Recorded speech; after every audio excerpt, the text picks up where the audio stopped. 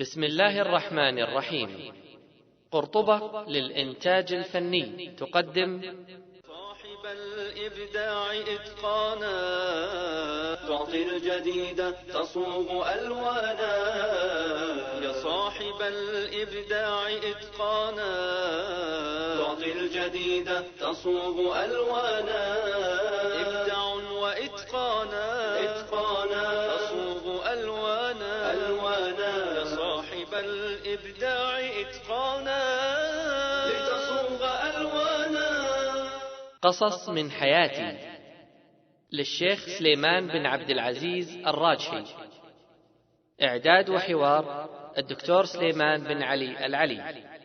فمع الأسطوانة الثالثة ممكن ننتقل إلى مشروع رائد ناجح تحدثنا عنه شوية، وفكرة جريئة، وهو مشروع الروبيان اللي قمتم مؤخرا ما شاء الله تبارك الله بيعمل. والله مشروع الروبيان يبدو أنه كثير من الربان المستعدين ومشاهدين رأوا في التلفزيون لما افتتحوا سمو ولي العهد. ومشروع الروبيان الحقيقة مشروع أنا أعتبره لبنة اقتصادية جيدة للوطن والمواطنين، لا لتشغيل الرجال عمالة كعمالة كمواطنة سعودية، ولا من ناحية أنه لبنة تنتج من البحر كتولد ربيان وتخلق ربيان، لأنه هذا أيضا أمن غذائي مهم جدا نظرا لأهميته ونظرا لمذاقه وقيمته. مشروع الربيان طبعا لا شك بدأنا بفكرة كان باديها البلاع قبلنا، ودخلنا احنا ومحمد وعبد الله إبراهيم السبيعي شو كان فيه، وبدأنا في الفكرة وعانينا من المشاكل المرضية، لكن الأفكار الموجودة في المشروع كانت أفكار مستوردة من شرق آسيا ومن غيرها، ومن الأكادور ومن أمريكا الجنوبية ومن عدة مكان. فلما طلع عندنا المرض اللي هو بدايته، طبعا احنا في بلد تو ناشط في الربيان وتو داخل الربيان، يجب ان الانسان يغير منهجه ويبحث عن طريقه سليمه ان لا يتولد في بلده ربيان مرض او يدخل بحر المرض ثم لا دخل. هذه الثروه العظيمه صرنا نعاني منها مثل ما يعانوا منها الان كثيرا من الدول في شرق اسيا. الان في ناس يعانون من المرض هذا. فمن الله سبحانه وتعالى علينا بالموهبه من الله والعطاء من الله جل جلاله اني اسافر خارج المملكه. فتنقلت خارج المملكة من شرق آسيا على كادور، على أمريكا الشمالية، على أوروبا، وتابعت كيف يتعامل الربيان. فكان معي الأخ أحمد بالله يسجل في الكاميرا والتسجيل، ولكن أنا من فضل الله أسجل فيما أعطاني الله سبحانه وتعالى من ذهن ومن كمبيوتر رب العالمين اللي أعطاني هالمخ. كنت أسجل فيه وأحلل وأنا أمشي وأحلل وأنا جالس وأحلل بنطلق في روح جديدة لها مشروع. هذا السفر جاء نتيجة المرض اللي صار عندنا بسيط، وصار في يعني نوع تعثر في بداية المشروع. طبعا لا شك. وأنا في الطريق وقفتهم، قلت وقفوا، كانوا يبنون الحظاير الأحواض يبنون، وقفتهم على العمل السابق كله، قلت وقفوا حتى أرجع. فلفيت اللوفة المعروفة واللي هي أخذت فيها تقريبا حوالي 22 يوم، يعني ما أمر كل بلد أقعد فيها أزود من يوم أبدا مهما كان حال. الطيران في الليل والرؤية في النهار وهكذا، لأنه تعرف أنا ما أحب أجلس خارج المملكة، أنا حق سياحة ولا حق رجال، أنا رجال أشتغل وامشي بس، هذا مهمتي. المهم إن آخر ما وصلنا أوروبا وشفنا كل ما رأيناه عند الغير، رجعنا. لما رجعنا جبت المهندسين اللي عندنا وشركائنا، جلسنا حنا وياهم نعمل حوار كيف نعمل مشروعنا أن يكون مشروع إن شاء الله في خير.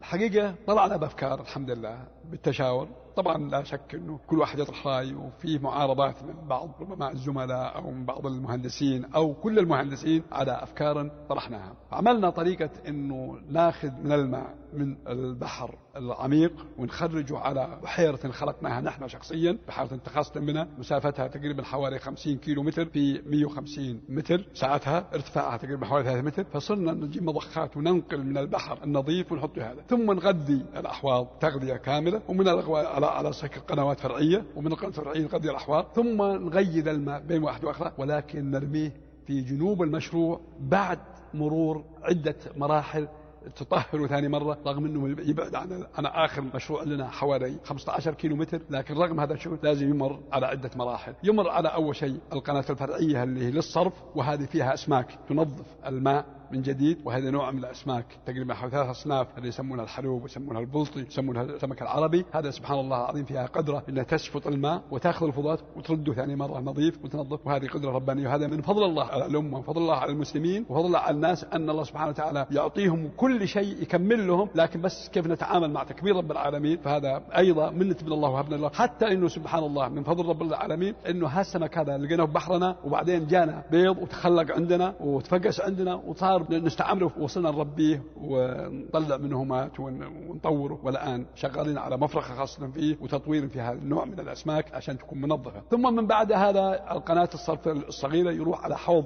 سمى حوض الأسماك، أيضا هذا مليان من الأسماك فيعمل تنظيف الآخر. ثم من بعد يروح على قناة اسمها قناة الصرف أيضا فيها أسماك تنظف، فيروح البحر إن شاء الله نضيف ثاني مرة. وهذا حفظا على البيئة من جانب، وأيضا نحافظ على بحرنا أنه يكون نظيف. الحقيقة من فضل الله سبحانه وتعالى جبنا له خبراء، واحد أكبر خبير في أمريكا وجبنا له أكبر خبير، كلهم أقروا إن هذه الأفكار لن تمر علينا ولا مرة، وهذه أحسن أفكار وضعت للربيان. والدليل هذا أنت يا شيخ اللي ما شاء الله يعني تقريبا أنا وفريقي، لكن يعني الحمد لله من الله. أنا ما أقول إن وصلنا إلى شيء جيد جدا. ثم أيضا الحمد لله من فضل الله سبحانه وتعالى الآن شهادات عالمية إنه أحسن ربيان الآن في أمريكا، وإحنا أخذنا الأول في الربيان في أمريكا. أنتم تصدروا الآن خارج المملكة؟ نعم نصدر أمريكا، نعم. وفي اليابان أحسن ربيان في اليابان، بل الصين جو لمنا الآن، والصينيين يقولون هذا ربيان كان يوجد عندنا قبل 20 سنة والآن وجدوا هذا الربيان اللي معه ناسينه الآن له 20 سنة، فأصبح الربيان اللي عندنا مميز من فضل الله سبحانه وتعالى. وأيضا عاد عملنا له مصنع تدريجي متطور، هو أول مصنع في العالم من نوعه في تنظيمه. المفارخ أيضا شفنا مفارخ كيف تسوى في العالم، وحاولنا أننا نطور في المفارخ أيضا قدر استطاعتنا وطورنا المفارخ. المهم أنه الآن في نظرنا الآن، وهذا ربما نحن نزكي أنفسنا، ولكن عاد مالنا أن نقول اللي احنا نقوله، وربما أن الناس ما يطيعونا فيما نقول أو ما يصدقونا فيما نقول، لكن يعتبر الآن مشروعنا أحدث مصنع في العالم أو أحدث مشروع زراعي للربيان في العالم من فضل الله سبحانه وتعالى. يلاحظ أنه عندكم كشخصك الكريم نفس جيد في المشاريع لما تبدأ تهتز أو تبدأ تتعثر في البداية. يعني في كثير من التجارب دواجن الوطنية لما بدأت كيف أنك أنت وقفت برضو شغلهم وبدأت أنت تفكر تفكير ثاني اللي هو رسم الحظيرة نفسها وطريقة بناها، من هم كانوا يبنوها بطريقة أنت فضلتها، المسافة بعدت بينها، هذه ما هي موجودة في الكتب. كذلك مشروع الربيان رحتوا لفيتوا في العالم وسويتوا أشياء أخرى ما هي موجودة في الكتب. هذه الأشياء كلها يعني إلى ماذا توعزها؟ والله شوف، أولا إن الإنسان هل عالم الدنيا أو هل عالم البنية هل هي بنت وحي لهم خاص؟ إن كان جينا بناء الطائرات أو بينا طال عمرك السفن السيارات أو أي صناعة في العالم هل هي جت لهم نزلة من السماء؟ الجواب لا. الجواب هي استعمال العقل. هذا عقل الإنسان، يعني هم يسمونه الآن كمبيوتر، لكن هالكمبيوتر اللي كل شيء الآن أصبح مربوط فيه خلقوا مين؟ كمبيوتر ابن آدم، خلق رب العالمين. إذا رب العالمين سبحانه وتعالى أعطانا مواهب، لكن يبغى لنا أيضا أن نستغل هالمواهب، أن نفكر، أن نعمل، أن لا نكون مقلدين دائما، أن يكون حياتنا الاقتصادية كلها تقليد كلها تقليد. لازم من افتكار، لازم من نشوة من عندنا، لازم نستعين في غيرنا. لازم أنا أقول ربما أني أنا أفتكر وأقرر، لكني ربما ما أعرف أصنع، لكن ما يمنع أني أفتكر وأخلي غيري يصنع لي. المهم أني أنا مفتكر وغيري مصنع، ولين أنا أصل أني أنا أكون أيضا مصنع. لكن يجب أن الاقتصاد الآن ينمو في جميع العالم في العقول اللي هي ما في شيء ينزل علينا من السماء نقول والله تعال الصناعة الفلانية نزلت من السماء، والزراعة الفلانية من السماء، والإنتاج الفلاني من السماء، وكل نزل من السماء. هو نزل من السماء، لكن ما نزل باسم إنه مصنع، ولا نزل باسم إنه طال عمرك زراعة. هو نزل بأنه أعطاك عقل رب السماء، أعطاك مخ رب السماء، ميزك على كثير من مخلوقات الله. كم مخلوقات البحرية، كم مخلوقات البرية، ميزك عليهم أنت الإنسان كلها. وكل هالمخلوقات اللي خلقها الله سبحانه وتعالى جل جلاله كلها مسخرة وميسر لك، كلها ميسر لك يا ابن آدم، كلها ما نفعتها لك يا ابن آدم. فابن آدم أعطي عقل وأعطي مخ ويسخر له ما على الأرض كله، لكن مع الأسف هو طغى على ربه وأخطأ مع ربه وجعل أنه هو كل شيء من قدرته وكل من إرادته، وهو القادر وهو المفكر وهو اللي يعمل، ولكن العمل ليس عمله، هو عمل الله سبحانه وتعالى. ما قصدته يا شيخ هو نفسك الطويل. يعني أنا حقيقة في دروسي وبعض المحاضرات اللي تشرفت لما قلت لي أنك سمعت بعض أشرطتي أقول هذا الكلام، قضية أنه المستحيل المفروض نشيله من قاموسنا. كثرة المحاولات، يعني محاولة ما نجحنا فيها، الله عز وجل إن شاء الله يكتب لنا في اللي بعد ما نجحنا. فأنا أرى هذا النفس معك رغم أنك ما درسته، لكنك تعلمته في الحياة في مدرسة الحياة الكبيرة. محاولة تلو المحاولة تلو المحاولة، بتتكرر في كلامك وإن لم تقولها صريحة من تواضعك، يعني بتتكرر في كلامك في مشاريعك. في البداية تبدأ متعثرة، تبدأ صعبة. يعني مثلا واحد يمر عليه مثلا من الناس اللي نفسهم قصير زي دواجن الوطنية، مليار ريال ممكن مثلا يخسر فيه مثلا، أو الربيان في البداية يقول وش لي الصداع، ما أحط فلوسي في المصرفية في شركة الراجحي وارتاح يجيني 8%. يعني أنت لو شغلت الفلوس اللي وضعتها في الوطنية مثلا حطيتها في الراجحي، هل يأتيك بعائد جيد؟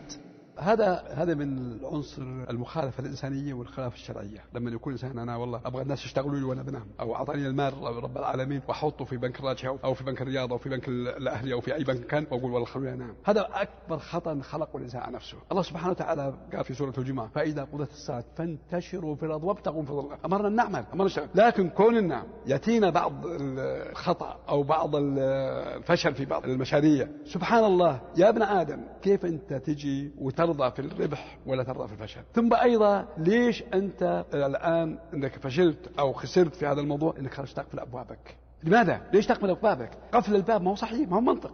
أنت الآن أعمل وتخطي وتخطي وتخطي ثم تصيب بإذن الله سبحانه وتعالى. لابد أن تخطي أكثر مرة ثم تصيب. الصواب وارد بعد الخطأ. لكن أهم شيء أن الإنسان لا يكون يدير عمله بواقع رجال، نعم رجال كفاءات، ولكن يقف هو بعيد، هو رب العمل، هو صاحب العمل. تجده طال عمرك ينام، هم لا صوت الساعة 11 أو الساعة 12 جاك، ولا جاك طال عمرك ولا هذا جاء الشيخ واحد يفتح له الباب واحد يفتح له مصعد واحد ما أنا بعرف، ويطلع ثم يفتح مكتب ثم لا جاك هات الشاي وعمله يدور بذا. هذا عملك يدور نعم، لكن من المسؤول الأول اللي يطور عملك. المطور أنت لما تدخل في المعمعة، لما تدخل في العمق، لما تشوف الصغير والكبير، لما تشوف ماذا يعمل تقدر تطور. رجل الأعمال عنده أو موظفين سواء مدير عام أو سواء ذا، نعم جيد ولا بد يعتمد عليهم ولا بد ينمي مواهبهم، لكن لا بد له من الاشتراك في المواهب. لا بد إنه هو يبدأ بدل ما إنه ينام أو يسهر في الليل يضيع وقته ذا. نعم تحتاج تشوف أخبار العالم، شوف أخبار العالم، لكن أخبار العالم هي بتردد عليك 4 مرة و20 مرة. تقعد أنت طالع مثلا فرضنا تتابع القنوات تضيع وقتك أو مجالس. نعم القنوات أخبار العالم تشترك فيها، نعم الجلسة مع الأصدقاء لها وقت، جلسة مع العائلة لها وقت، ولكن بناء الوطن له وقت يحتاج. بناء الوطن ما يمكن كل نبي نستمر كل شيء مستورد.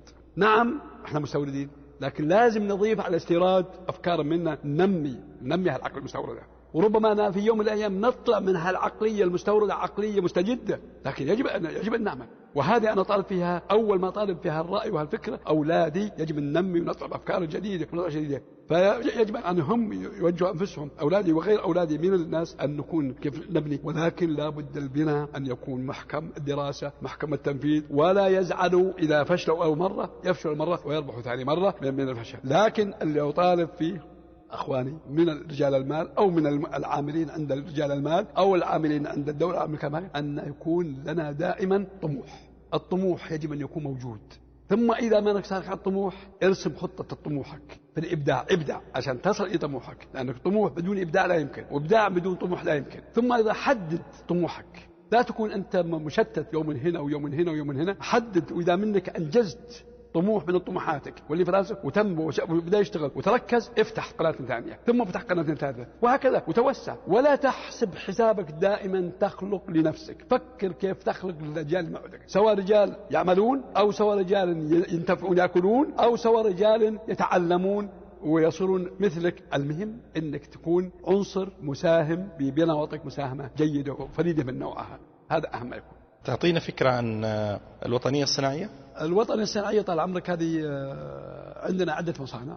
عندنا مصنع للأوعية، مصنع الأوعية هذا ضخم، يصنع جوالين، يصنع براميل، يصنع علب، يصنع حديدية كلها، ويعتبر من أكبر المصانع في الشرق الأوسط، ومن أحدث المصانع، لا من ناحية طريقة التلحيم، لا من ناحية الضغط، لا من ناحية الكبس، هذا مصنع ممتاز.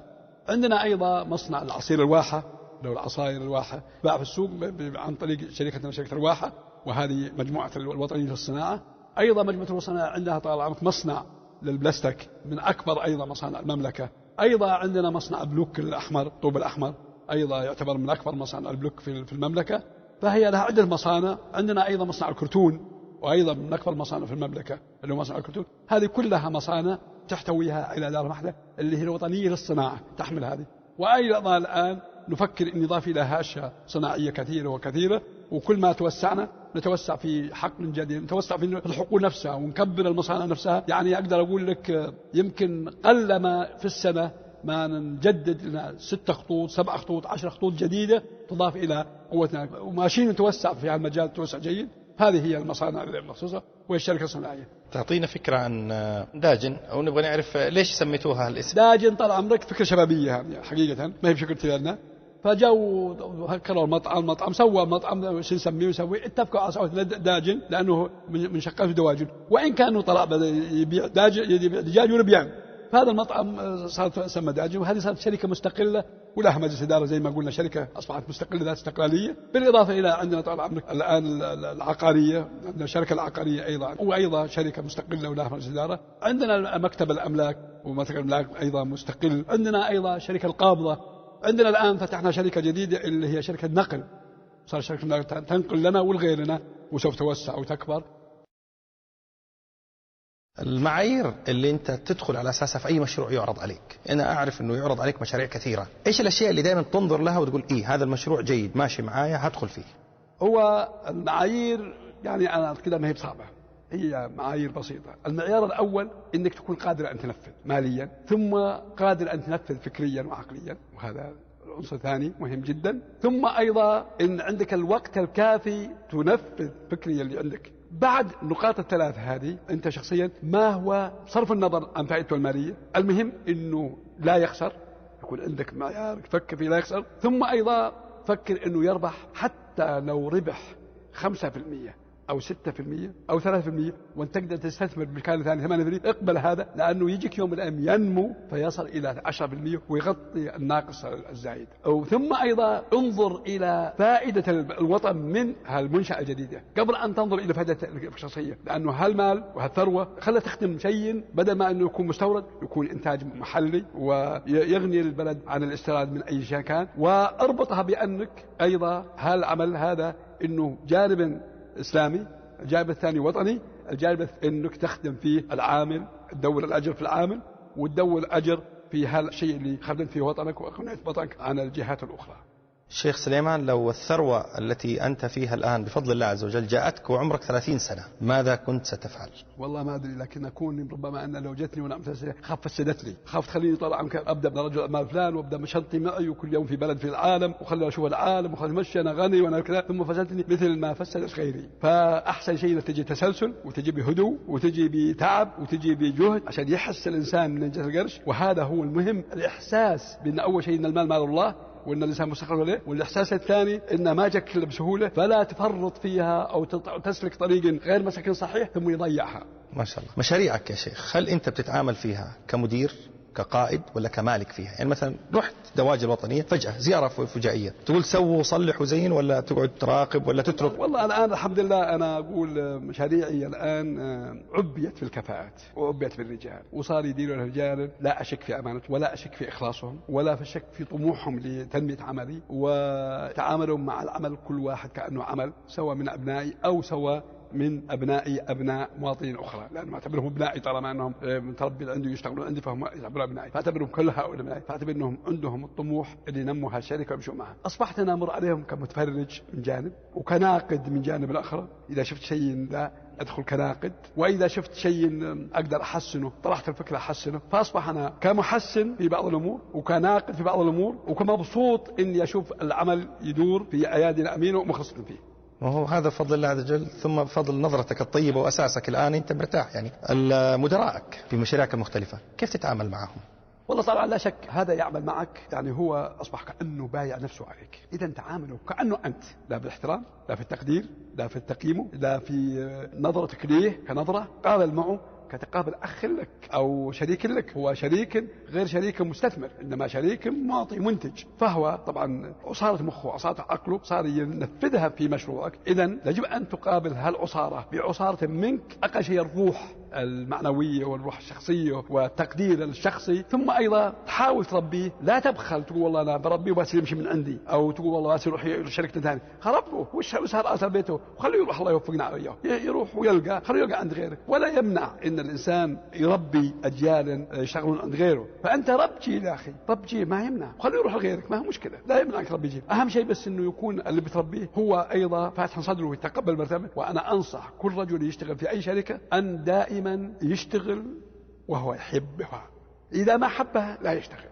عشان يقدر يبدع. ثم أيضا لا يقف على نظام عنده بل يبدع في أنظمة منه شخصيا، في أفكار منه شخصيا. أنا دائما أقول للموظفين أجمعهم في كل مناسبة، أقول يا أخواني اقترحوا علينا، أعطونا أفكار، أعطونا آراء، ولا يظن أحدكما إذا منه اقتراح وصار ما هو مقبول أو صار بعيد عن أفكارنا إن نقول والله هذا بهيم، هذا لا يفهم، هذا مخطئ. لا، هذا جهد ومقبول وملموس. فمن الجهد نبني شيء، ربما أنه تيجي كلمة من هذا الاقتراح نطلع منه جزئية، ومن الاقتراح الثاني ناخذ من جزئية، ثم ندمج 3 أفكار بفكر واحد. هذا هو المنهج الصحيح. التدريب شيخ تؤمن به في الشركات وكذا؟ لا شك انه التدريب والتعليم والمتابعه. فانا لا اخفيك اذا مني رحت لاي مشروع اركب مع مدير مشروع وابدا اوريه شوف هذا شوف انا في نظري هو الخطا ولا صح، ثم يقول خطا. طيب مني صح وانا ولا انت؟ يقول لك لا المفروض صح انا، هذا صواب. يعني انت ما تحرج، انت بس تلفت نظره وهو اي نعم. ثم اقول هذا شوف هذا صح اكثر، لو كان هذاك مثل هذا ممكن افضل، هذا افضل. تجبني ادور وناظر اين قنوات النقص وحاول أغطيها، وين قنوات اللي هي أحسن مما أنا أعرفها وسجلها في دماغي واخرج منها لمشروع آخر. كيف هالقنوات اللي جت أحسن مما كنت أنا مخططها أو كنت ما أنا أفكر فيها أو أحسن مما رأيتها، أبدع بها غيري وأتقبل الإبداع، بل أثني على المبدع في شيء مع اجتماع مع زملائه، والله فلان ترى أبدع بكذا، فلا لازم أعطي حقه. وأحيانا أعطي شهادة ورقية وأحيانا أعطي حافز مالي بسيط. خطأ ما يسمح به الشيخ سليمان الراجحي في العمل أبدا. الخطأ نتكلم عن الخطأ وشو؟ الرسول اللهم صل وسلم قال كلنا خطاؤون فخير الخطاؤون التوابون. فالله يرزقنا التوبة ويصمنا من الخطأ. اللي ما يخطي ما يعمل، لا بد من خطأ ولا ما يعمل. أنا كم خطأت، أخطأت ولكن اللي ما يقبل الخطأ المقصود.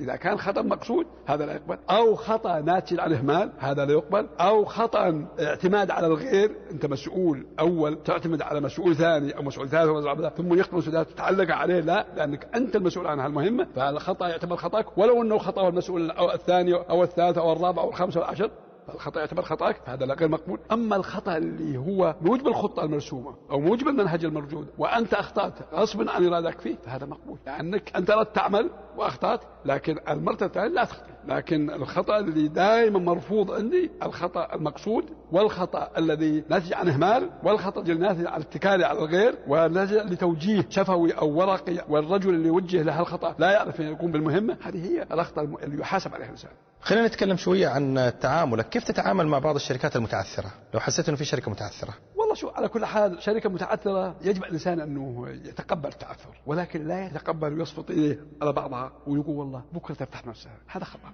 ذلك يجب أن نعرف أنها تعثرت، نبحث وين الأسباب، إيش أسباب تعثرها. هل أسباب تسويقي؟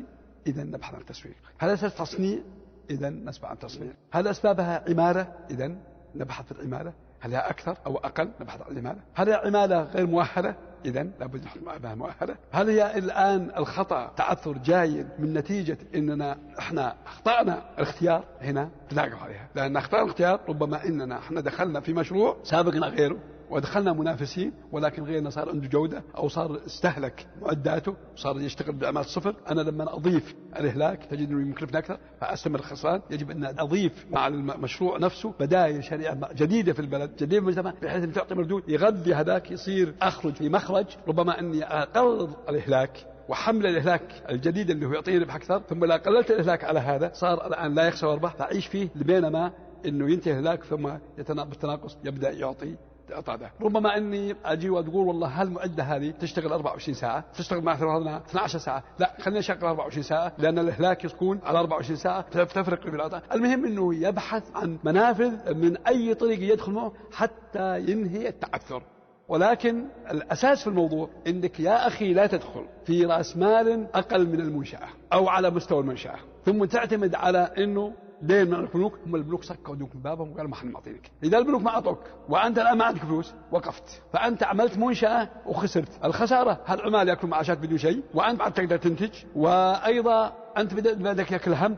فأهم شيء إنه المشروع إذا بتكون فيه يكلف مليون يجب أن تفكر عندك أقل شيء 1.5 مليون عشان تقدر في النص تراوح في تغيير في المنشأة بحيث المنشأة تكون بإذن الله إذا كان ما هي مربحة أقل شيء غير مخسرة ثم تصل إلى الربح. لكن لابد يكون عندك محل ميدان يتحرك فيه إن كان هو صناعة أو إن كان هو تجارة أو كان شيء. ثم أيضا ابحث التعثر وش أسبابه، ربما أسبابها أنت، لأنك أما ربما الكفاءة اللي جبتهم غير كفاءة اللي منتجك، غير مطورين، غير مدروس إمكانياتهم بنظرة رخصهم أو نظرت لي أنه استعجلت في اختيارك ما حددت وترويت في الاختيار الرجل، حطيت الرجل مناسب في المكان المناسب، أو ربما أنك أيضا تساهلت في أكثر من هذا، أنك تساهلت بأنك جبت واحد غير كفاءة أو طلعته من شركة أخرى منافسة لك وصار جبته بمعاش دبل عن هذاك، لأنه هذاك ما بطلع إلا مميزات أخرى وأنت تقدر تجيب من غيره بتكلفة مثل ما تكلف غيره ووفر عليك التكلفة. في علل وأسباب كثيرة جدا، ولكن الجوهر في الموضوع بعدك عن مشروعك. هل أنت شخصيا إذا شفتك متعثر لبس البنطلون وقعدت في وسط المصنع، كان مصنع أو كان متجر، ركبت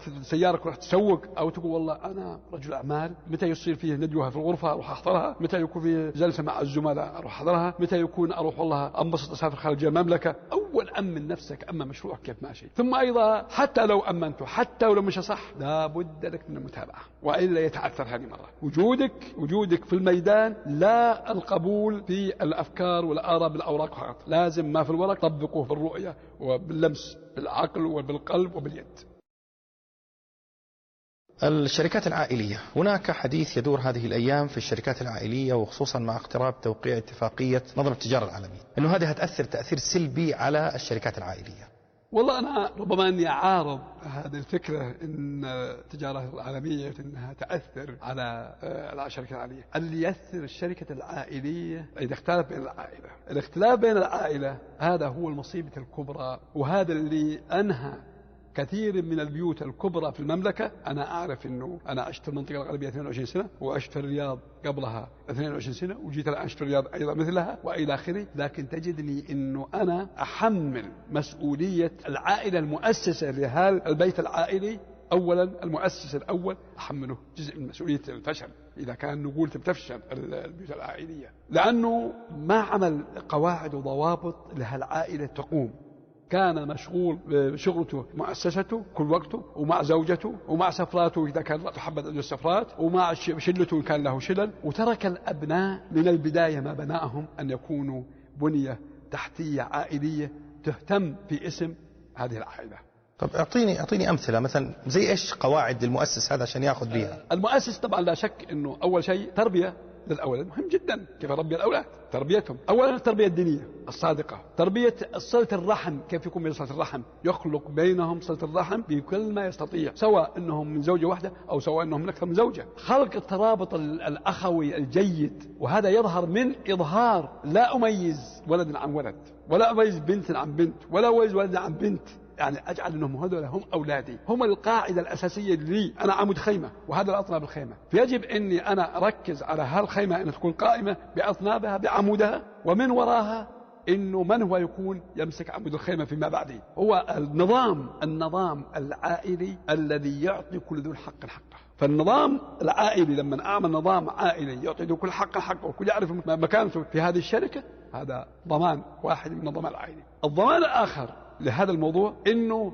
ربي في هالأولاد إنه نتقبل المواهب، يعني ما هو أنا فلان أكبر يكون هو الرجل القيادي، ولا هو الرجل الأصغر هو يكون الرجل القيادي. الموهوب يكون الرجل المناسب في المكان المناسب. مين اللي يحدد يا شيخ؟ طبعا لما بالحوار بيني وبينهم نعرف من المؤهل المناسب في المكان المناسب له. الحوار جيد يكون يحار بينه أولاده ويعرف من هو اللي أكثر مواهب من هالأولاد، ولكن يوصله بوصول ليس بالأمر، وصول بالوصول العلمية الشخصية، إنه هذه العلمية فلان الله أعطاه موهب. أنا ما أقول ربما أنه أحيانا فلان عنده دكتوراه والثاني عنده بكالوريوس، ربما أن هل اللي عنده بكالوريوس يكون مواهبه أقوى من اللي عنده دكتوراه، هذه مواهب ربانية. لا نخلط بين المقدرة العلمية أو الأكاديمية ونخلط بينها وبين المواهب الربانية، فالمواهب الربانية أقوى من القاعدة العلمية تعلمها. هذا واحد. اثنين، تعريفهم إن المال مالهم، تعريفهم إن المال مشروك مبروك. ثم عدم التمييز في العائلة أو إهانة الولد قدام أخوانه أو قدام خواته أو شيء، حتى لو أخطأ يجب التربية والتوجيه يكون بينك وبينه أبو سري.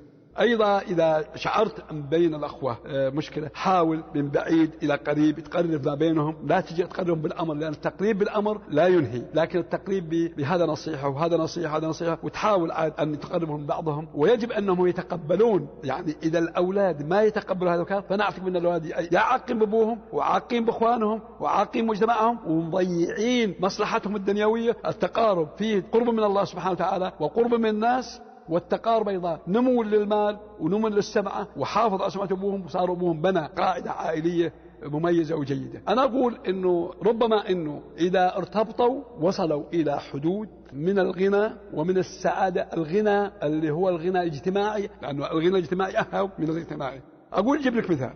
الآن لما تجي الشركات الآن في أوروبا أو شركات في أمريكا أو شركات في شرق آسيا، تجد الآن الشركة الفلانية ماسكها الجيل الرابع، الجيل الخامس، الجيل السادس، الجيل السابع. هذولاك رغم أنهم ما عندهم الغنى اللي عندنا، احنا عندنا غنى لا يوجد عندهم. لا نتكلم عن الغنى المالي، احنا غنى ديني، احنا امرنا بصلة الرحم.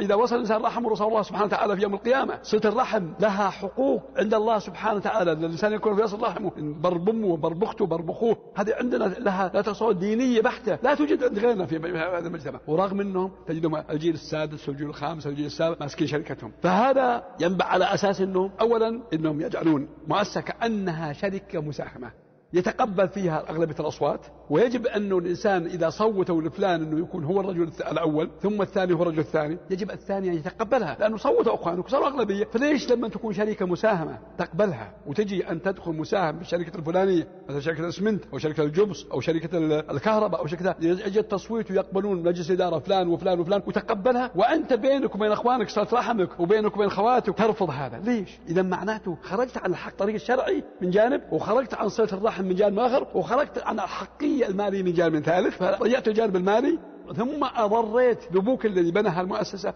فمن هنا يجب علينا أن نكون عائلة إنهم دائما الأب يخطط لهم، يخطط للجمع بينهم ويخطط الجمع شملهم، وأيضا هم يتقبلون التخطيط من أبوهم ويفتحون قلوبهم للتخطيط مع أبوهم ويفتحون نفوسهم. ثم أيضا أكبر من هذا وهذاك يكون في تنازلات أخوية قوية، أتنازل لأخوي اللي موهوب أكثر مني، أتنازل لأخوي إذا حتى لو جبت أخواني وأنا لقيته فيه نوع من الشراسة أو نوع من الأخطاء أو أحمق، أتنازل وتقبل حماقته، لأن كل داء يستطب به إلا الحماقة أعيت من يداويها. فالحمق يصير ما يقدر يداوي نفسه، يطلع كلمة في المجلس قاسية يجب كأني لا سمعت، أنساها وتمسحها عشان تستمر قيمة العائلة. نقل لي الشارع كلمة من أخوه قال وقال، أنا أعتبر أن هذا الناقل أتفل في وجهه أو أقل شيء يتكلم عليه، لأنه هذا عدو لي، لولا لهم عدو لي. وش جاب لي من الحسن عن أخوي؟ هو جاب لي كلمة سيئة من أخوي كانت صارت أو ما صارت أو هو خالقها، لكن الحسنة اللي من أخوي وين هي؟ هل جابها؟ لم يجيبها. إذن هل اللي ما جاب لي الحسنة ويجيب لي السيئة هل هو صديق لي ولا عدو لي؟ أنا أعتبره عدو لي، لأنه يبحث عن السيئة ويجيبها. ليش ما يبحث عن الحسنة ويجيبها؟ فمن هنا أجد أنه أنا أطالب بملي فمي وبروحي وبعقلي وبمخي إن العوائل يربون أنفسهم قبل كل شيء، ثم يربوا عوائلهم، ثم يعملوا لهم أنظمة تحفظ العوائل، ونصير عندنا للأجيال نبني للأجيال القادمة. ما هو بيقول أنا ما سموت ولا أعلم أحد، نصير نبني للأجيال المقبلة قواعد أساسية يتناقلونها، ونصير مثل الناس، عندنا شركات وتنمو شركاتنا، ونصير أمة مثل الناس، لا نصير حنا المسلمين اللي ديننا يوصينا بهذا وأن نحارب ديننا بعدم تنفيذ ما طلبه من ديننا. سمعت قبل ذلك يا شيخ في إحدى مقابلاتك تقول أنا لا أسمح لأحد أن يستغلني فيستقبلني ويوظفني على حسابي. ماذا كنت تقصد؟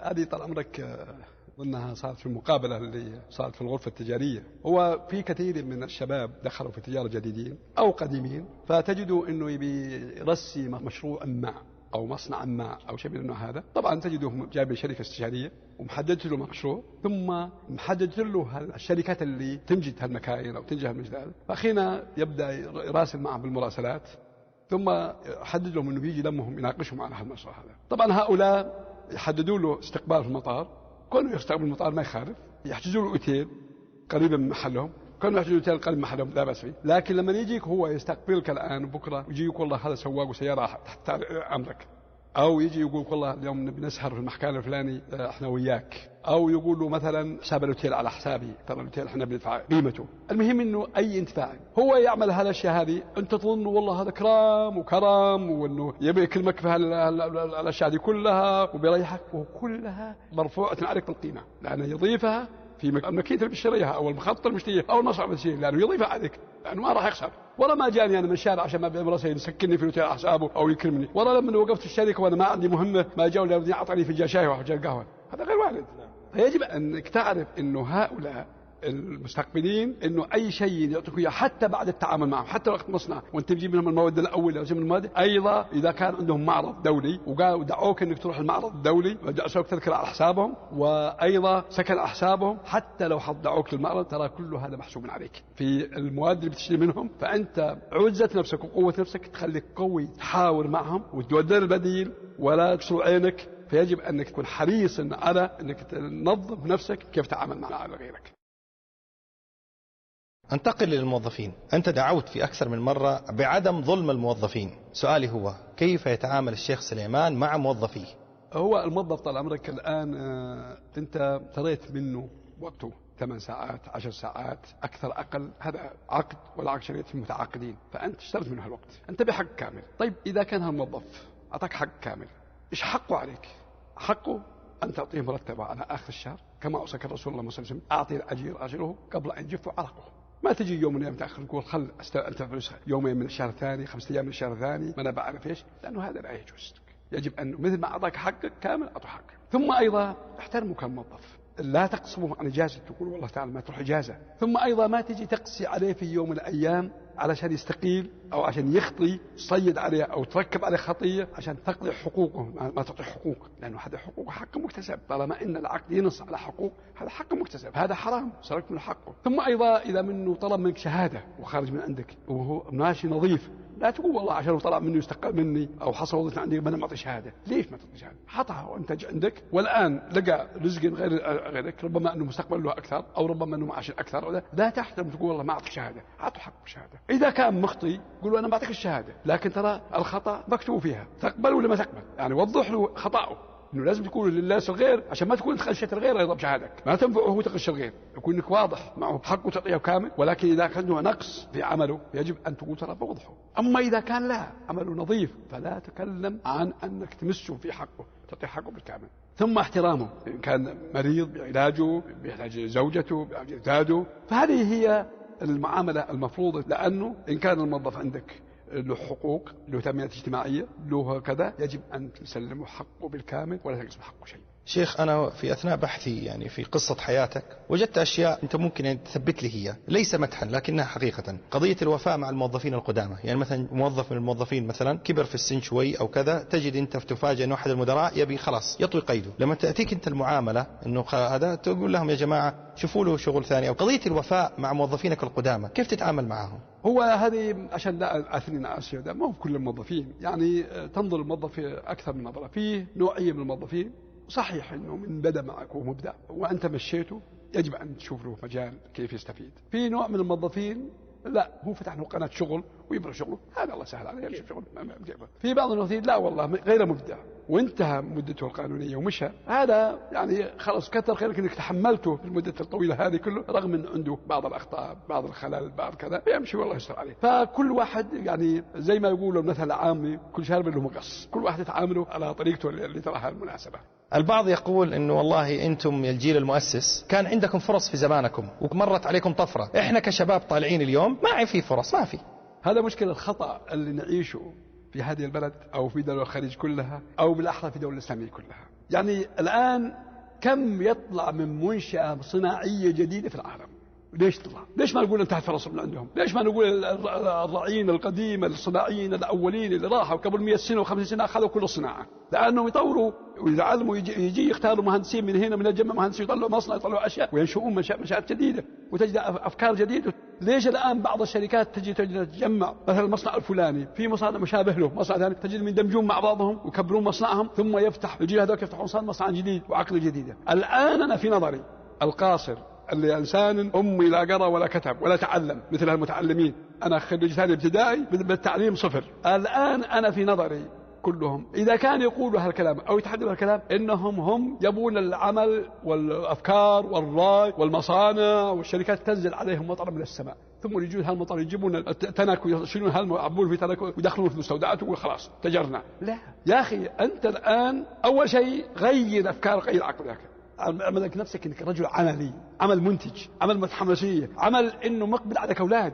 عمل مقبل على زوجة، عمل مقبل عليك أمراض، مرض مع زوجك، إنك تحتاج إلى مال. المال لازم تعمل. إن كانك موظف على شركة لازم تشتغل مع شركة تطور نفسك حتى إنك تصوير من صغير إلى قيادي. أنا أقول لك الآن عندنا قياديين مشوا عندنا من الصفر وخريج ابتدائية وصاروا الآن يقابلون في المقدرة بالعمل بالدكتوراه أو أكثر من الدكتوراه، بل الدكتوراه يتعلم منهم. ليش؟ لأنه يتعلم منهم لأنهم خلاص نموا أنفسهم، صار يبدع في العمل وصار يفكر وصار يتعاون مع شركته وصار يشتغل مع شركته إنها كان له ويعمل بعمل جيد وجليل. فهنا نعم وصدق أيضا، صار أمين، صار صادق، إنه ما يقول هذا والله الشركة أنا أنفع شركة غيري، لا، يجب أنك تؤمن إن هذه تنفع الشركة، إن المنفع للشركة إنها تنفع وتنفع أخوانك الآخرين، لأن الشركة كل ما تكبر تشغل عدد أكبر. إذا معناته إذا احتسبت مع الله وصدقت إنها شركة كل ما تنمو تنفعك أنت وتنفع الشركة رب الشركة، ربما الشركة أيضا من الناس المحسنين، فأيضا إذا زاد المال عنده يحسن، فهو لا بد له من أن يكون مبدع في هذا الموضوع. فأنت كانك كموظف وكونك أنت تحولت إلى تاجر أيضا يجب أن تكون أنت شخصيا أن تبدع. لا تقول والله بروح أدور فلان أتنافس معه أو فلان دخل مجالنا فلان، لا، أنت دور لك قناة ليت فلان وافتح وتشوف الخير كله. ثم أيضا يجب أن نكون واضحين، لا نكون كلنا تجار ولا نكون كلنا حكام ولا نكون كلنا قياديين، لأن الله سبحانه قال وفضلنا بعضكم على بعض بالرزق، والله سبحانه وتعالى قال ورفعنا بعضكم فوق بعض درجات. إذا كان ربنا عز وجل يقول هذا الكلام إذا معناته هذه مواهب ربانية، كل إنسان ميسر لما خلق له. فأنت خلقت الآن مدرس أستاذ، أو خلقت أنت لما تبنى مثل هذا الحوار اللي تحاور فيه أو تبدأ في تعليم الناس وتربية الناس وتوجيه الناس. أنا خلقت أكون صناعي، ثاني خلق يكون زراعي، ثالث خلق يكون طباخ، الرابع خلق يكون فراش، الخامس خلق يكون جهودي. هل نقول هذا غلط؟ لو كنا تجار من العمال، لو كنا الآن عسكريين من يكون الشعب، لو كلنا طباخين من يكون عندنا جزارين، لو كلنا جزارين من يكون عندنا طباخين، وهكذا التكامل في الأمة. من اللي كملهم ومن اللي خلانا حنا أعطانا مواهب متعددة؟ رب العالمين. جعلنا خلقا أمة إسلامية متدينة مترابطة مكملة بعضها. العلماء ماسكين ثقة العلم، العسكريين ماسكين ثقة الأمن، الحكام مثلا الآن نقول الملك فهد والأمير عبد الله والأمير سلطان والأمير نايف وهكذا والأمير سلمان كلهم فالحمد تلقاهم الحين ساهرين يتابعون أي مشكلة يصير لك، تلقاهم لا من صارت المشكلة قلقوا وتعبوا وضاقت صدورهم وانغثوا. ربما أني أنا نايم واشخر وولد عشاي وأقوم الصبح وافطر واكل واروح المكتب واروح اشتغل، لكن هذول انقلقوا معه وتعبوا معه لانه سخروا من رب العالمين ان يكونوا هم امنا علينا وحرصا علينا ويحافظوا علينا. سخرهم رب العالمين لنا. اروح انا اطرح للبر اشنطح في راس نفوت من يخاف الا الله سبحانه، لانهم هم جالسين يسهرون بالليل ويبنون. وتجدني انا اقول لا هذول مخطئين وهذا مصيب. على اي اساس مخطئين؟ يجيب الله الناس يحاسوني وانا ما ادفع على قرش قبل الحراسه واقول هم مخطئين وانا المصيب. هذا جانب. الجانب الثاني لما يجي طال تاجر ان يروح يعمل وينتج مصنع صناعي وييسر لي شيء بسعر ارخص مما اجيبه مره، هل هذا خدمني؟ لا، انا حسته ليش صرت تاجر؟ ليش صرت تاجر؟ لا، ليش انا ما افرح فيه تاجر وانا خلقني اني ما بتاجر، لكن هذا خلقني تاجر خلنا افرح له بتاجر. هذا لما يكون هذا عالم ديني كان عالم جاي يفتي نصحني في المسجد يقضي بيني وبين اخوي ده اجي وحسده على ما وصل عليه. هذا الله سبحانه وتعالى خلقه لهالمهنه لها مجال انه يخدمنا في هالمجال. فسخرة من رب سخرنا بعضنا بعض. لو ربطنا حنا في كل حياتنا وفي منهجنا ربطنا انفسنا في القرآن لوجدنا حنا ابدعنا وعقلنا وقدنا العالم وقدنا الامه. الاستعجال في الأرباح، الاستعجال في كثرة الرزق، ذكرت أنت أيضا سابقا لا تخاطر لا تستعجل أرباح. فالراجحي مثلا يعني شخصك الكريم كنت تتكلم عن نفسك تقول منذ 30 سنة من عام 66 إلى 96 لم يكن في رصيدي سوى 30,000 ريال، بعدها زادت الثروة شيئا فشيئا. وشوف الأعمال في الدنيا هذه كلها الله سبحانه وتعالى خلقها تنشأ من ضعف. لو جيت الآن خلينا نقول جيب معيار كبير جدا، المملكة كم دخلها كم ميزانيتها قبل 50 سنة كم ميزانيتها اليوم؟ إذا معناته نمت مع ثروة الذي فتحها رب العالمين للمسلمين من أهل الأرض. فربنا أعطانا الخير وأعطانا منه. فمن هنا نجد أنه طال عمرك أن الإنسان لما يفكر في هالحياة يفكر له أن الغناء يجد جرد. يعني مثلا أنا أقدر أقول لك الآن يمكن لو أدخل الآن جامعة الملك سعود وجد فيها من الشباب لا يقرأ تقريبا حوالي 10,000 شاب، هذول كلهم أو 5,000 شاب أو 6,000 شاب، هذول كلهم بيتخرجون مثلا نهاية السنة هذه المية كلهم يأخذون شهادة البكالوريوس. تجد كل واحد من بدأ يدرس أو من بلغ رشده ويفكر وشو أنا بتزوج وشلون بيصير عندي بيت. يفكر في التفكير هذا، تفكيرات تمر على خياله أكثر من مرة. متى يصير مثل أبوي مثلا كان أبوه مغني الله، متى ما يصير مثل أبوي كان أبوه موظف عند الدولة. ولكن ما يقول رب العالمين اللي أعطى هؤلاء يعطيني أنا، لا ما يقول هذا الكلام. فلو قال هالكلام هذا لا اعتمد على الله ويصل إلى أهدافه. فتجد أنه ما تدري إلا فتح له أبواب وظيفة ثم يتزوج ويصير رب بيت. ومنين؟ من عطى الله سبحانه وتعالى. وكان يتفكر ما تجيه. أنا من ضمن، أنا أقولها كلمة وأنا صادق فيها، في أواخر عام 63 هجريا كنت طالع من بيت أبوي راح أنا بشتغل طباخا عند الصميت، وأنا أمشي مع شارع عطايف على رجلي حافي. فكنت أقول هل أنا بتزوج؟ هل أنا بصير لي عيال؟ هل أنا بصير بيت؟ أتساءل مع السؤال هذا هل هو بيصير؟ فأنا لا أشك إن في كثير من الناس يتحدث عن الحديث هذا ويقول هذا الحديث، لكن يجب لما فكرنا وتولى الله وصدقنا وذا أعطانا وأعطانا، فيجب أن نرتبط بربنا ارتبط أكثر ونعتمد على الله سبحانه وتعالى، وأننا نقول ربنا بيعطينا الخير الكثير والكثير، وأن الإنسان سبحانه وتعالى ما خلق شيء يضيعه. أنا قصة كنت أنا رايح أفتح فرع من الحائل، وأجي معنا قهوتنا ومعنا فطورنا أنا والمدير الإقليمي اللي عندي ماسك منطقة حائل وقصيم. فوقفنا وجبنا نزلنا فطورنا معنا، احنا ماشيين بنصلي الفجر وقهوتنا نتقهوى، إلا يجينا هكا الشايب اللي معه يمكن تقريبا حوالي 20 راس من الغنم يرعاهن. فطرناه معنا وافطر معنا. ابن حلقه والله غديكم تاخذون لكم ذبيحكم من هذه، ما عنده الا 20 راس الغنم، غديك تاخذون واحده منهن غدا لكم. حاول معنا قلنا لا والله يا ابن حلقه جزاك الله خير فكر والى اخره. المهم قلت له هالخير وهالربيع وهالامطار وهالعشب الله يزيد بالخير. قال يا وليدي لا تتعب نفسك، رب العالمين ما يخلق شيء يضيعه، ما يخلق شيء ويضيعه. ربنا هو اللي جاب المطر وجاب الربيع فلا يضيع الربيع، يبقى في الارض. فهذه عقليه، ربنا ما يخلق شيء ويضيعه. هذه عقلية ما هي بسيطة. إن الله ما يخلق ويضيعك ابن آدم، إنك بس أهم شيء اعتمد على ربك. كيف نصنع الفرصة يا شيخ؟ إذا اليوم الشباب بيقولوا ما في فرص ما في فرص ما في فرص. والله الفرص أنا أعتقد إنه الفرص الشباب مسؤولين عنها، هم مسؤولين عن الفرص، هم اللي مضيعين الفرص. ما يمكن يجمع بين عمل وبين وقته كله يبيه مع الكورة، وبين وقته مع طول عمرك الشلة في الاستراحات، وبين وقته طول عمرك مع حلقات البلوت، وبين وقته مع طول عمرك التفحيط من نفوذ إلى نفوذ ومن مرفع إلى مرفع، وبين وقته طول عمرك مع ضياع الوقت الفاضي اللي ما له قيمة إنه يتحير الفرص. الفرص تبي عمل، يجب أن يعمل. فإذا كان الشاب يبي عمل يتكرب عليه عدة مسائل. الجانب الأول إنه يختار العمل اللي فيه ويحبه. الجانب الثاني إنه أول ما يأتي الدوام وآخر ما يخرج من الدوام، ما هو بيوم والله أمي مريضة أو يوم أبوي مريض أو يوم أبوي عنده ضيوف أو يوم أنا وجعتني إذني أو يوم وجع إصبعي أو وجع رجلي أو شيء من النوع هذا، وكل يوم جايب له حجة على إدارته. الشيء الثاني إنه هو شخصيا يستسلم لمديره ويخضع لمديره ويخضع رئيسه، يتعلم من رئيسه ثم يتعلم مدير، لأنه كل إنه يجي يقول والله أنا مثلا سعودي ورئيسي مثلا فرضنا أجنبي، لا أجنبي وخلاص ما يحترمه ولا يرقم، هذا لا غلط. يا أخي خذ من علمه، تعلم من علمه، خذ من علمه، خذ من علمه، استفد من علمه، تعلم عشان تصير مكانه واسع، تعلم. ثم أيضا خلك أمين في منطقك، في عملك، في شغلك أمين، وخلك عندك إحساس إن هذه الشركة شركتك وأنك تاكل منها لقمة عيش، وأنك الآن مسؤول أمام الله في هالوقت إنه ملك للشركة وشأن الشركة. خذ مثلا قياس، الآن يجي لنا الشركات تجدوا إنه يبيع عليك مصنع أو يبيع لك ماكينة أو يجي كذا، لما نجي نحاور معهم في البيع والمشترى والله تجد الواحد عندنا رغم البرد ثم من عرق حرصنا على أنه يحصل منا أكثر رقم ممكن لشركته. هذا العقل، هذا المنطق. تجده الآن هل اللي خلى أوروبا يشقون طريقهم يروحون والأمريكان يروحون يشقون طريقهم يروحون، والآن اليابان يشقون طريقهم، لأنه الآن لما يجي يشتغل مع شركة يتكلم مع شركة أنها ملكه. والله أن يجي ناس ليس واحد ولا 10 ولا 100، إن كل الشركات اللي رصيت أنا من تقريبا حوالي 10 سنين ده يمكن قابلت لا يقل عن تقريبا حوالي 3000 4 شركات. إما في يجي ناس مسوقين لها شركة تجيهم 4 أنفار 5 أنفار، هذا مسؤول عن المالي، هذا مسؤول عن الهندسة، هذا إلا أنهم يحسبون يقدروا يحسبون قدامك ويروحون ياخذوا لهم غرف ويحسبون وعرق يدور إنه هالفرصة ما تفوت على شركته، إن فرصة تكسبها العملية بأي طريقة، لأنه في شركات تدرب نفسه كيف يحسب كيف يعامل كيف عشان يطلع برقم إنه ياخذ الفرصة تصير فرصته. هذا العقل. هم عقلنا طول الله لا نبي معاش وننام، نبي نعاش ونسهر في الليل إلى الساعة 2 بالليل. شلون تبي تسهر من الساعة 2 وشلون تبي تقوم تعمل؟ طيب شيخنا يصير معناها إنه يصنع الفرصة بإنه يجد عمل يحبه، يصير في نوع من الانضباط في الدوام عشان يعطي انطباع جيد عنه. طيب هل تتوقع يعني في مجتمعنا في بيئتنا سهل إنه الإنسان يجد عمل يحبه يستمتع فيه؟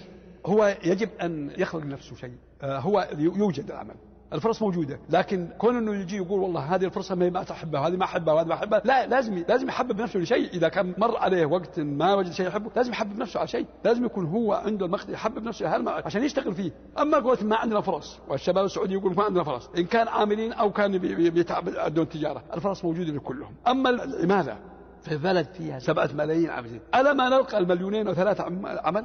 لا طبعا، ما هو صحيح، نقول ما هو صحيح، لكن حنا ما احنا بنين، حنا بدي عمل او مع الاسف عدم ثقتهم بالاقتصاد الوطني.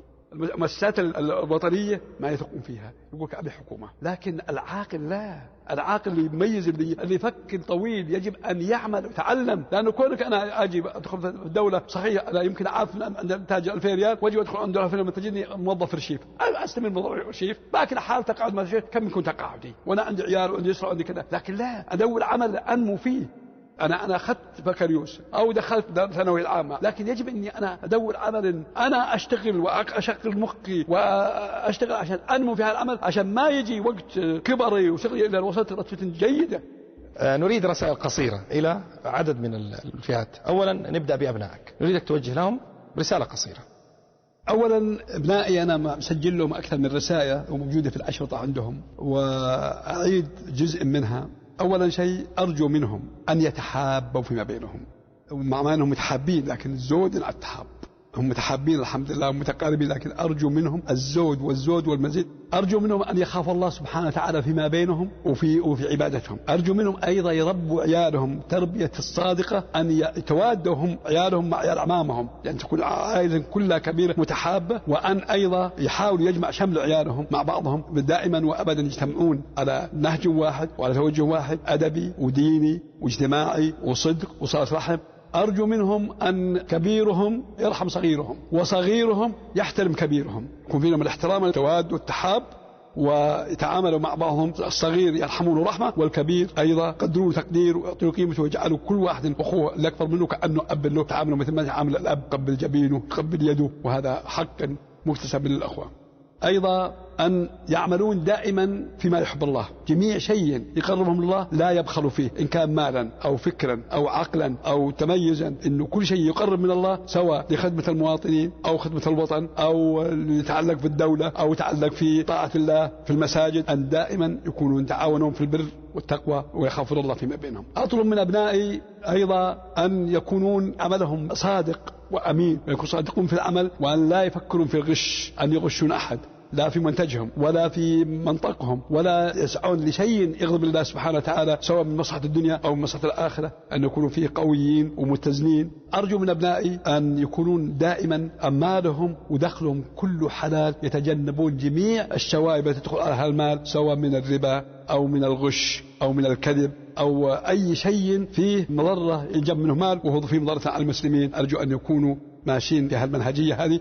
أيضا أرجو من أبنائي أن يكونوا دائما ناصحين لأبناء عمهم، لأقاربهم، لجيرانهم، لأصدقائهم، فأن يكون دائما ما يبخلوا بالنصيحة، أنه أي نصيحة أن تنفع سواء بعضهم بعض، سواء أبناء عمهم، سواء أبناء خوالهم، سواء أبناء خواتهم، سواء أبناء جيرانهم، سواء أصدقائهم، سواء عامة المسلمين، أن يكونوا دائما مدين لنصيحة اللي تنفع المسلمين. أيضا أرجو من أبنائي أن يكونوا دائما يدهم رطبة في الصدقات وفي الحسان، وأن لا يستحقروا شيء، وأن يربوا أبنائهم على الصدقة وحب الخير وحب باب الخير وحب خدمة الناس، ونرجو من الله التوفيق.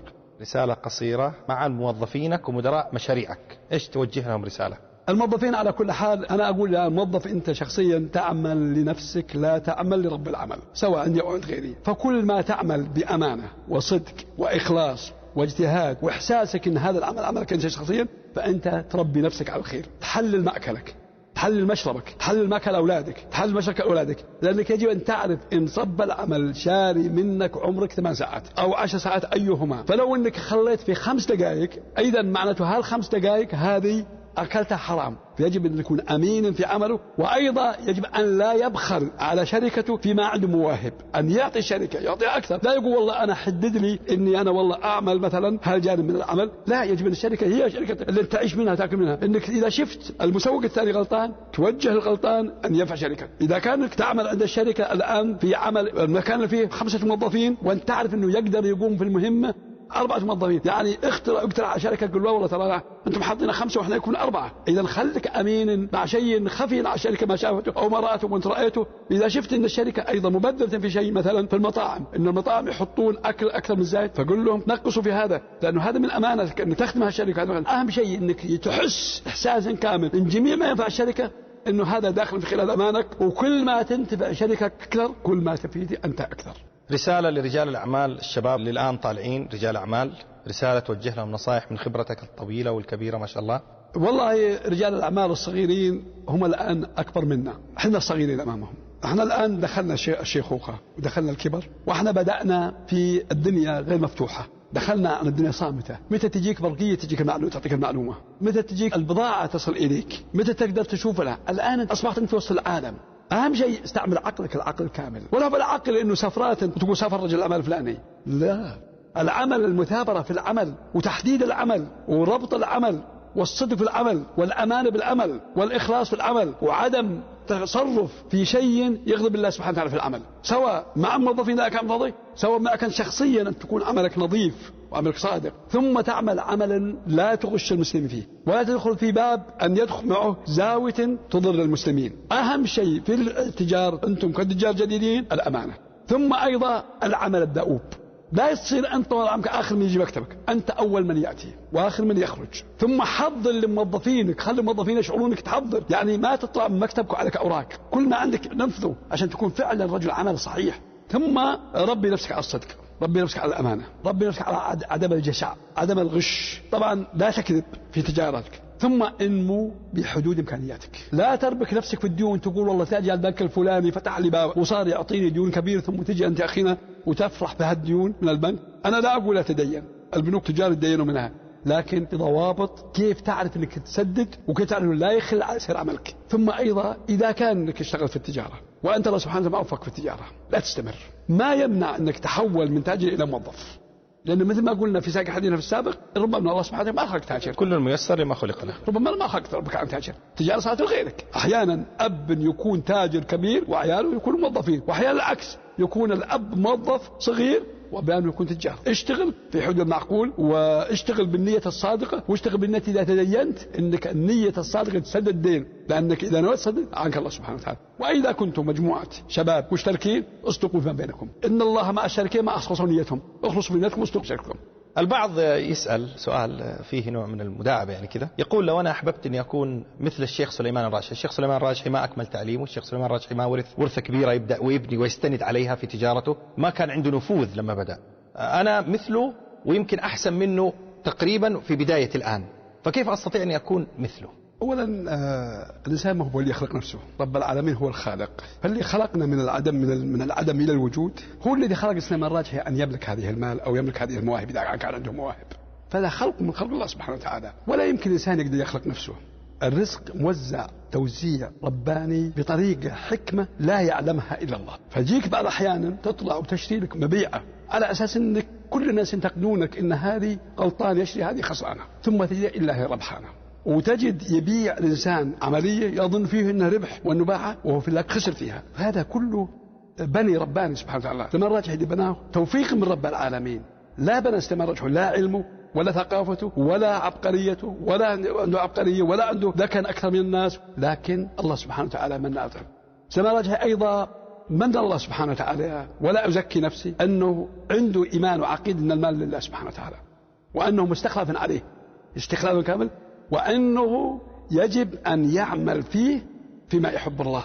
أنا أقول إني أعملت في سبيل الله وخليت من المال ما يرضي الأولاد، وميزتي بعد أيضا أنه لعل الله سبحانه وتعالى من علي بتربية نفسي أو تربية والدي في البداية، إن انتقلت إلى أولادي، فأولادي الآن أيضا ما هم الناس اللي الآن تجد في وجه الواحد منهم تذمر أو تضايق إذا من أوجه شيء لسبيل الله إنه يضغى يزعل منه، وهذه الحمد لله ميزة تميزنا فيها. فالإنسان إذا منه أكل أولاده لقمة حلال ومربوط بالحلال، أنا أعتقد أنه يطلع منه نطفة صالحة نطفة صادقة وأولاد صالحين، مثل ما أنه حلال يحبون الحلال ويحبون الخير. فأنا الآن أقول لك اللي وصلني إلى هذه الدرجة هو القرب من الله، حب الصداقة وعمل الأمين العمل الصادق، هذا هو باختصار الموضوع. بالتأكيد تكون واجهتك صعوبات، الطريق لم يكن مفروشا بالورود، صعوبات، عقبات، كيف واجهتها؟ والله صعوبات على كل حال، لا شك أننا يمر على صعوبات، مر على صعوبات كثيرة، مر علينا مشاكل كثيرة. ما خلتك تندم أنك دخلت في هذا المجال؟ أنا عندي قناعة وأوصي فيها كل مسلم، وأوصي فيها كل مؤمن، وأوصي فيها كل تاجر أو موظف أو كل مرأة أو كل رجل أن يتكل على الله سبحانه وتعالى ولا يندم، يرضى بالقضاء والقدر، ودائما يجعل القضاء والقدر هو المسيطر على في حياة الإنسان. مثل ما قال الله سبحانه وتعالى: قل لن يصيبنا إلا ما كتب الله لنا. فنؤمن بالآية ونمشي صح. واضح من مسيرة حياتك أنه يعني المشاريع اللي أنت عملتها في بادئها صح كان فيها هذه الصعوبات والكذا، لكن كان في تساؤل في قضية شركة الراجحي المصرفية. ليش ما ركزت عليها وما رحت لأي مشروع آخر وكبرتها بنوك، بدل ما كان عندك 100 فرع صاروا 2000 فرع حول العالم؟ شركة الراجحي هذه لها ضوابط ولها منهج آخر، تكلمنا عن منهجها كذا. لها منهجية بنكية أنه تحت مراقبة مؤسسة النقد، تخرج خارج المملكة لازم تاخذ مؤسسة النقد، تاخذ موافقة المساهمين، هل تنجح فيها ما تنجح فيها توسع. فأنت أيضا لا تجعل بيضك في سلة واحدة، فأنت يكونك من هنا ومن هنا ومن هنا. ثم أيضا لا تكون ما تعرف لا تقدم خدمات واحدة، يعني طالما أن الله أعطاك موهب قدم خدمات في أكثر من مرفق، في أكثر من شيء. طيب أبغى أرجع لقضية العمل الخيري. في صندوق في العائلة سمعت ما شاء الله تبارك الله، صندوق يعني جيد بس خاص بعائلة الراجحي. أعتقد هذا مع الحديث عن الوصية مع المؤسسة الخيرية، أعتقد لو كل عائلة عملت هذا الصندوق اللي أنتم يعني عملتوه أعتقد هيربط بينهم. فياريت لو مثلا تعطينا بدون تفاصيل فقط خطوط عريضة. هو طال عمرك إذا قلنا في صندوق اللي هو اسمه جلية الراجحي كلها، وهذا صندوق الآن كبير وله رأس مال، وأيضا تدعم، تأخذ من الزكوات من العائلة، أي واحد بيعطي من زكاته، وتأخذ تبرعات من العائلة وتوزع على المعوزين من العائلة بشكل جيد. وهذه أظن كثير من العوائل الآن عندهم صناديق، مو بس علينا حنا، كثير من العوائل الآن في المملكة من ناحية هذا الطريق وماشيين فيه. هذه سنة حقيقة جيدة، نحن ندعو العائلات إلى حذوها لما فيها من تقارب، لما فيها من صلة رحم، لما فيها من ترابط، لما فيها من مواساة لبعضهم البعض. حقيقة فوائد عظيمة جدا، فأنا حبيت بس أثيرها حتى يصير إن شاء الله يكون لكم أجر إذا أحد اقتنع فيها. خلينا ندخل يا شيخ على محور أو محطة أخرى، وهو محور اجتماعي، الزواج. أعرف أنه لك رأي فيه، وأعرف أنه أنت ما شاء الله تبارك الله متزوج من 4، وأعرف أنك تزوجت من سنوات. إيش رأيك في قضية الزواج اليوم وما يثار فيها من غلول المهر؟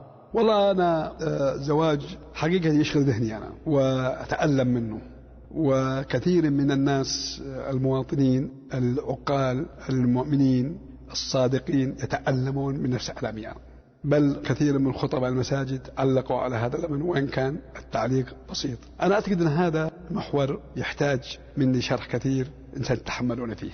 أولا أقدر أقول أنه عنصر من هذا الزواج وفشل الزواج، أولا بعض الشباب الله يصلحه يقلع من الزواج، ما يتزوج إلا متأخر. والرسول الله صلى الله عليه وسلم أمرنا: من أراد منكم الباء فليتزوج ومن لم يجد فعليه الصوم فإنه أزكى له. أمرنا بالزواج المبكر. أيضا طلعنا في مع الأسف قاعدة استوردناها من الخارج، أن البنت ما تزوجت إلا متأخرة، تكمل الجامعة، أكمل كذا أكمل كذا. وهذا أيضا خطأ كبير. لما ما تزوج الجامعة أحيانا متى أنه إذا الجامعي يخرج عمره 22 سنة وهي تكمل 22 سنة، لما يكونون في سن بعضهم يكبرون في بعضهم، ويصير في الحوار أيضا بينهم دائما حاد، لأنها تقول أنا متعلمة وهو متعلم. وأيضا هل السن هذا مع نضوجها من البلوغ اللي هي في 14 15 إلى أن تزوج 6 سنين 7 سنين، بدأت تسمع وتابع مسلسلات وتتابع أحاديث، تجد تخلق فيها انفصام شخصي، ما في الحب والولاء للزوج. فلما تزوج البنت مبكرة وصغيرة وهي في سن 16 17 18، يقدر الرجل يبنيها بنية على عقلية يعيشون فيها، يبنون بعضهم بعض، يكون هو أرفع منها مستوى وأعلى منها، لأن الرجل قوته أكثر من المرأة. فالمرأة تعرف هي تنجب إلى 40 بعد إلى 45، فيكون رباها بصغر كانت تعيش معه في عيشنا. فلما ترجع للتاريخ على كل الأسرة السعودية تجد اللي تزوجوا كلهم مبكرين، تجد انه ما شاء الله تلاصق العائلي وربوا عيالهم تربية حسنة وعيالهم جيدين وعيالهم ممتازين. لكن لما تجوا الجيل اللي بدأوا يتزوجون هو بسن واحد، هي ب 22 ولا 22 ولا هي ب 24 وهو ب 24، تجد أنه الخلل موجود كثرة، ومع الأسف أقولها كثرة الطلاق. لذلك نسبة الطلاق الآن حسب ما يقال 1,800,000 مطلقة، يعني رقم قياسي. يعني سبب من الأسباب اللي تعزوها لكثرة الطلاق في المجتمع إلى إيش يا شيخ؟ الطلاق ينتج من أيضا تزوجوا وهم كبر بعض، وكل واحد يرى نفسه أنه كبير عقلي وعقلية. أيضا تزوجوا بحياة خلقناها على أنفسنا غرض في غرض. يعني الآن لما تجي الآن حنا مقلدين الأوروبيين مقلدين أمريكان، لكن هناك لما تصير مناسبة الزواج تلقوا يلبسوا الثوب الأبيض، يروحون في تاكسي أو بسيارة ويجتمعون في مكان ذا، ثم تجدهم يقدمون كأس عصير ثم ينتهي إلى هذا. حنا لا جيت ولا ساعة قصر، يتفاخرون من اللي قصر ب100,000 ريال، من اللي قصر مستأجر ب200,000 ريال، من اللي قصر مستأجر ب1,000,000. ثم أيضا وش الوليمة محطوطة، وثم أيضا تعال وش الملابس اللي دخلت للبنت، ثم لا جيت الرجل ولا يطالب بحمل أكثر من حمله. الرجل هو متخرج وجمع له قرشين، ربما أنه استدين سيارة من أحد البنوك ثم حطها، ثم لا جيت له قصر أفراح، ملابس، استاجر شقة وإلى آخره. تزوجوا الزوجين هذولا، بعدين الأسبوع الأول والأسبوع الثاني والشهر الثاني والشهر الثالث 6 أشهر تجدهم زوجين على ما قالوا في أيام العسل وشهر العسل، ثم يتحول شهر العسل إلى شهر المر. هذا كل ما شاف الصورة اللي أمامه، هالزوجة اللي أمامه، ويذكر الدين اللي على ظهره، إذا منه طلع معاشه ولا مأخذ 3/4 أو نص معاشه مأخوذ منه ولا باقي بيده شيء. والمرأة تبي تمشى، تبي تروح لهذا، تبي سيارة، تبي هدايا، تبي ملابس جديدة، تبي تعزم صديقاتها، ولا جيت ولا طالب البنت منه أرقام مالية لا يستطيع إليها. فمن هنا يجد أنه نفسه أنا يقول أنا تزوجت برتاح، أنا تزوجت دخلت في جحيم. فتجد أنه الإنسان الهم يطويه. الزوجة إذا جاء عندها زوجة وهو معبس وتعبان من الديون اللي ملحوقت عليه وأنه ما هو قادر يوفي الطلبة اللي بها، الزوجة تنظر إليه كأنه ما حبها، كأنه لا ما يبيها، ثم تبدأ لفظ الكلام القاسي، أنت ما تبيني، أنت ما تحبني، ثم تدري إلا مشتعلة النار مشتعلة النار، ثم تقدح النار. أو تجد طعامك يقولوا والله الصرف ما يكفيها، اصرف عليها كذا. تجد أن متطلبات حياة عندنا الحقيقة إنها أنا أعتبرها حياة يجب أن ننظر إليها، ويجب أن الآباء أن يربوا أولاد، يغيروا تربية أولادهم، يغيروا المنهج، نغير منهجنا حنا مع بناتنا، نربيهم تربية حسنة. أيضا لا نضيع أبنائنا تضييع كامل. فلو أنه هالبنات يتابعن الأحاديث الدينية، يتابعوا القرآن، هذه هي اللي تبنيهم. يا ناس ارتبطوا في بينكم وتعاونوا في البر والتقوى. يجب أن نتعامل مع أنفسنا لصالحنا الديني، صالحنا الأدبي، صالحنا مع ونبني بناء عائدي، لأنه هذا ثمرته لا تنتهي. أهم شيء الحصيلة في الموضوع. الرسول اللهم صل وسلم يقول إذا مات ابن آدم انقطع، شمل انقطع، انتهى من هالدنيا إلا من 3. افهموني ماذا قلت. 3: علم ينتفع به، أو صدقة جارية، أو ولد صالح يدعو له. منين انت بدك ولد صالح وانت ما ربيته؟ صالح ما قال ولد، افرض عندك 100 ولد ولكن غير صالحين لا قيمة لهم، فأنت في حاجة إلى ولد صالح يدعو لك. فابحث يا أخي عن الولد الصالح يدعو لك. وهالولد الصالح ما يجي من فراغ، يجي من تعليم، من تربية الصلاح. ربي نفسك أنت قبل كل شيء، ثم ننقل صلاحك إلى ابنك. نود أن احنا نتعرف أكثر على محور التعامل مع الوالد، وخصوصا أنك ألقيت بعض المعلومات الطيبة عن والدكم رحمة الله عليه. نريد بعض النماذج كيف كان يتم تعاملك معه، يعني يعطيني أمثلة مثلا. والله على كل حال الوالد أو الوالدين بالأحرى كلهم لهم حقيقة كبيرة، يعني مهما نعبر عنهم ما نقدر نعبر. ولكن مواقفي الحمد لله مع والدي كان من نشأت، حتى إن الله سبحانه وتعالى أخذ أمانته وانتقى رحمة الله. فأنا لا أذكر يوم من الأيام أني كدرته أو أزعلته أو أزعجته في حياتي، لا في الطفولة ولا في الكبر. ومن ضمن ما أعتبر نفسي أنه حق علي عندما أسافر سواء أي بلد من المملكة أو خارج المملكة، وأتي للرياض مثلا، وجيي يكون قبل نومته، لا يمكن أروح لعيالي ولا يمكن أروح بيتي حتى أمر عليه وسلم عليه وأطمئن أني شفته وارتحت. بالإضافة إلى أنه يعني لما أسافر وابعد عنه لابد الاتصال أقل شيء يوميا وتصريف. وكذلك لما نكون موجود في الرياض لابد الصباح بدري قبل أخرج المكتبي أمر عليه وأسلم عليه وأطمئن عليه، خصوصا عندما وصل إلى حالة الكبر وأنه صار الآن يعاني من المرض في آخر عمره. فكان من ضمن ما أعمل معه آتي لما الصباح بدري بعد صلاة الفجر مباشرة، وعنده في بيته نخلتين هو غارسها، فكنت أركبه في العربية ودفه من هنا ومنها ووريها نخلة، أقول هذه غرستها وشوف هذه إنتاجها وهذه كذا وكذا، أحب أفرحه بما عمل في يده. فكان رحمة الله عليه ينبسط إذا بدأ ناظر هالنخلة نظرها مبسوط أنه الآن بحكم أنه غرسها في يده. فمهما أعبر وأقول، رغم أني أقول أني عملت هالعمل هذا، أنا أعتبر نفسي ما عملت شيء، بل أقول مخطئ في كل شيء، لكن احنا هذا مقصرين فيه، وإلا الحق الوالدين كبير جدا. البعض يسأل هل التجارة شطارة أم حظ؟ هذه مواهب ربانية وعطاء رباني، ليس الإنسان حق أن يفرض في شيء، لكن الشطارة مطلوبة. شطارة يجب أن يكون يعمل حساباته في الدقة في